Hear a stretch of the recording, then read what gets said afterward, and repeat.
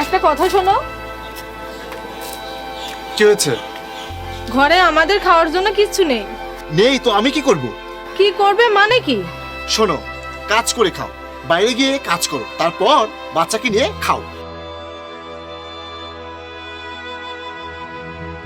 বাবা তুমি কোথাও যেও না, ঘরে থেকো। আমি বাইরে কাজ করে তোমার জন্য খাবার নিয়ে আসবো।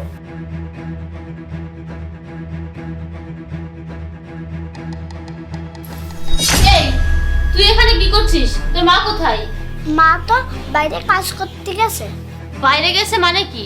ঘরের এত কাজ কে করবে? তুই যা, ঘরে সব কাজ করে দে। যা।